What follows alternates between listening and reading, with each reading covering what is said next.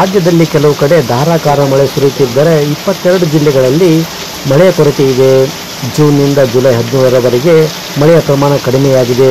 ಮತ್ತಷ್ಟು ಕಡೆ ಒಣ ಬಿಸಿ ಗಾಳಿ ಸೂಸುತ್ತಿದೆ. ಚಿತ್ರದುರ್ಗ, ಕಲಬುರಗಿ, ಯಾದಗಿರಿ, ಬೀದರ್, ಬಾಗಲಕೋಟೆ, ವಿಜಯಪುರ, ಬಳ್ಳಾರಿ, ಬೆಂಗಳೂರು ಗ್ರಾಮಾಂತರ, ಬೆಂಗಳೂರು ನಗರ, ಕೋಲಾರ, ಚಿಕ್ಕಬಳ್ಳಾಪುರ, ತುಮಕೂರು, ಚಾಮರಾಜನಗರ ಸೇರಿದಂತೆ ಬಹುತೇಕ ಜಿಲ್ಲೆಗಳಲ್ಲಿ ಮಳೆ ಕೊರತೆ ಕಂಡು ಬಂದಿದೆ. ಇನ್ನು ಮಳೆಯನ್ನು ನೆಚ್ಚಿಕೊಂಡು ಬಿತ್ತನೆ ಮಾಡಿದ್ದ ರೈತರು ಮಳೆ ಬಾರದೆ ಬೆಳೆ ಒಣಗಲು ಆರಂಭಿಸಿದ್ದು ಸಂಕಷ್ಟವನ್ನು ಎದುರಿಸುವಂತಾಗಿದೆ.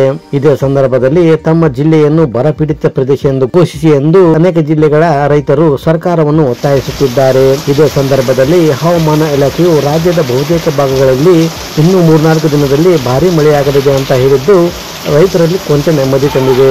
ಕರ್ನಾಟಕದ ಕರಾವಳಿ ಜಿಲ್ಲೆಗಳಲ್ಲಿ ಭಾರಿ ಮಳೆಯಾಗಲಿದ್ದು ರೆಡ್ ಅಲರ್ಟ್ ಈಗಾಗಲೇ ಘೋಷಣೆ ಮಾಡಿದೆ. ಶಿವಮೊಗ್ಗ, ಕೊಡಗು, ಹಾಸನ, ಚಿಕ್ಕಮಗಳೂರು ಜಿಲ್ಲೆಗಳಿಗೆ ಆರೆಂಜ್ ಅಲರ್ಟ್ ಘೋಷಿಸಿದೆ.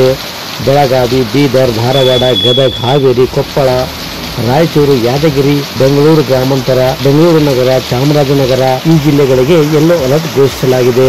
ವಿಜಯನಗರ, ತುಮಕೂರು, ದಾವಣಗೆರೆ, ಚಿತ್ರದುರ್ಗ, ವಿಜಯಪುರದಲ್ಲಿ ಸಾಧಾರಣ ಮಳೆಯಾಗಲಿದೆ ಅಂತ ಮಾಹಿತಿ ನೀಡಿದೆ. ಫ್ರೆಂಡ್ಸ್, ನಮಗೆ ಮಾಹಿತಿ ಇಷ್ಟ ಆದರೆ ಲೈಕ್ ಮಾಡಿ, ಶೇರ್ ಮಾಡಿ, ಹಾಗೂ ತಪ್ಪದೆ ನಮ್ಮ ಚಾನಲ್ ಸಬ್ಸ್ಕ್ರೈಬ್ ಮಾಡಿ.